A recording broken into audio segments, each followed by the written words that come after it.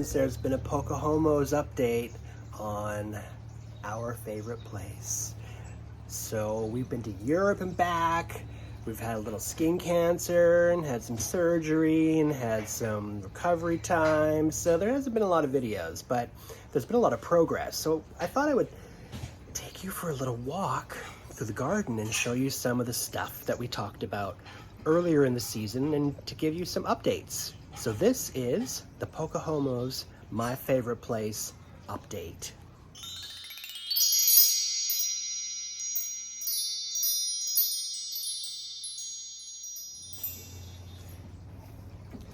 So I guess the first thing I want to show you, I'm sort of obsessed. So the carrots did this crazy thing where they started making these flowers. So you see these? They're like the coolest thing ever. This is what they look like. They just popped out of nowhere. And so I'm gonna seed them. So I have seeds for next year. And I made a little bouquet right here. A little bouquet of carrot flowers. How gorgeous is that? Seriously, we all need to plant carrots just for that. Also, the lawn is looking great. So you can see, here's all the clover that we planted earlier in the season. It's taking over. I think Blake is going grocery shopping. Yes. Okay, good luck, my love. So the other thing that tends to happen in your garden is the annuals that you plant at the beginning of the season, they kind of run their course and then they're done. And then you pull them out. Or some people just leave them and they're like, well, I guess that's it. Well, that's not the case, because what I did in some of my planters is when the seasonal plant was done, I went in and planted some more annuals. So you can see these fuchsias here. So greenhouses, or not greenhouses, nurseries, plant nurseries will always have a clearance sale in August or late July to get rid of all their annuals because they never have them all sold. Places like, Home Depot chains that aren't really nurseries, they'll be done. They'll have gone through their stock because they plan for it. But nurseries always have a ton left. So I went out to, what is it called? It is called Amsterdam Nurseries in Pitt Meadows, and they had a whole warehouse-sized greenhouse full of 99-cent clearance annuals. So I bought a ton. I spent $50. I got 50 annuals, and I basically redid my entire garden. So this is some of them. And then I did these ones up here. So you can see there's a lot of new plants. And then all along the top of our fence, we redid all of these as well. So you can see all this color. All this color is 99-cent plants that we purchased to revitalize these planters, which were kind of done.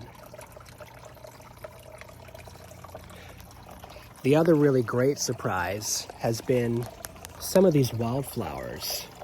So like these guys have been really gorgeous. What were the other ones? Oh yes. So where is there? Here, there's one in bloom over here. So these guys were late. They came out late in the season, which is great because most of the wildflowers sort of came out right away. They did their thing and then they were gone.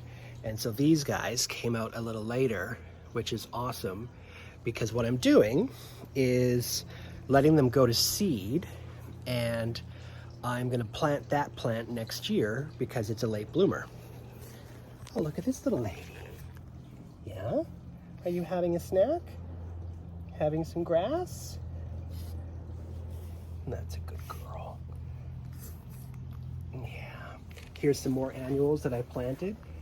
So for $3, I filled this section with a bunch of really nice looking plants. So yeah, you know, for $50, I basically redid the entire garden and made it look great. What else can I tell you? So what didn't work out? Well, corn. So corn, not successful. We sort of got these small corn on the cobs, and they were sort of half formed, and we haven't even eaten them. Oh, look at this. There's a bunch of pollinators on these carrot flowers. They love it. That's right, making me some seeds. Keep going, flies. What else was kind of a failure? Most of my peppers didn't grow. I planted them too early. And because I planted them too early, they didn't mature properly. Some of them just died. It was a cold, wet spring. So I think it was just a combination of things. Some of my strawberry plants did okay, some of them didn't. I find strawberries a bit temperamental. Most of my cauliflowers didn't grow properly. They just, they grew too early. I planted them too early. It was too cold, didn't grow properly. So, you know, out of about 10 broccolis or cauliflowers, I'm probably gonna get 2 really good ones. That's fine. We planted these peas. They're okay. You can see they're, you know, they're nice and big, but you got to shuck them out of the pea pods, and, you know, ain't nobody got time for that. So next year, I think we'll look for some, like an actual snap peas, so we can just eat the whole thing. And the beans did okay. I think we got enough to maybe have like 1 meal out of the beans. And they take up a lot of space. So you can see them over here. These are the beans. So they take up a lot of real estate, and the yield wasn't great, but they were delicious. What was successful? Tomatoes. Tomatoes are successful always. The raspberries, the blueberries, awesome. They did great. The pepper plants that did survive are doing really well. We have a yellow pepper. Oh, better pick that one. It's got a, I think it's got the monkeypox. This one's got the monkeypox. Uh-oh. It's been out there. It must be one of those men who has sex with men, because of course, those are the only people who get monkeypox, so I guess we better ignore it. That's just a little political aside for those of you who may have lived through the AIDS crisis in the 1990s. And remember, blessed Ronald Reagan, that bastard. Anyway, aside from that, what has been really fun? Potatoes. The potatoes we planted, first time, super awesome.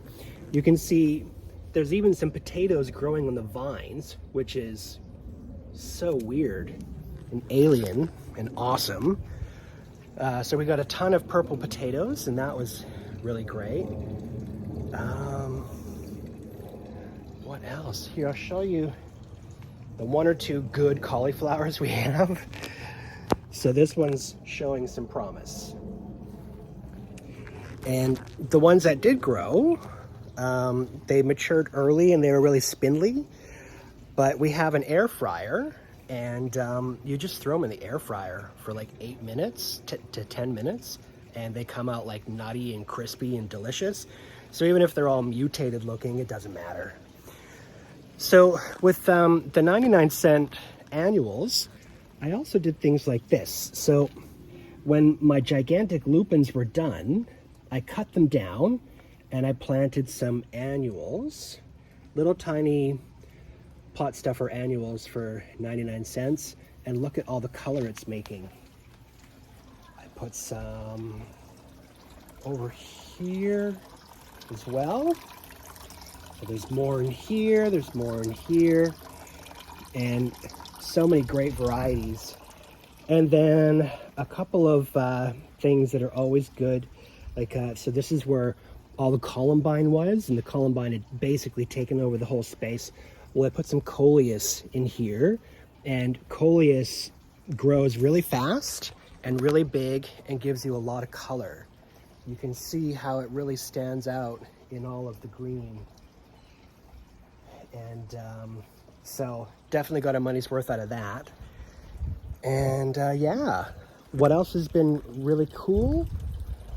Well, of course, the crazy bee balm that you can see is like, it's, gosh, maybe 8 feet tall, which is really nice. Here's more of those 99-cent annuals. These are a bunch of fuchsias I put in here just to fill in this space. And hopefully all of the new perennials I bought this year won't die. So we had that cold snap during the winter, and it killed a bunch of my really old, really cherished perennials. And at first I was sad until I realized it meant that I got to go shopping for more plants. So I was like, okay, well, that's just a cycle of life. And so I went out and spent $1 billion on more plants. So hoping, you know, this, I think this is salvia here, and oh, this bugger, I forget what it's called. It grows wild all over the place. These guys here as well. These are new. This plant is also new, and the bees love it. This plant in the corner is new. The bees are crazy about it. This is a flowering jasmine here that I've put in the corner. I'm hoping it'll blend in with the honeysuckle because they're both aromatic vines, and I hope that they fill the whole back side of our garden where our swing is with sweet aromatic smells. So that's basically it. That's the backyard in a nutshell. It's been, I'd say, a pretty decent year. Gardening is, it's an ongoing experiment. Some things do really well, some things don't. You win some, you lose some. Seed the ones that maybe you want to try to grow more of next year, and cut your losses. Don't take it personally. You can't control the weather. I was going to say you can't control global warming, but that's a whole other conversation. I think we can. We're just too lazy. We want a steak, we want to drive our car to work, and we don't want to buy a hybrid. But that's a whole other PoCoHomos topic. So maybe I'll just, for now, ooh, look at that.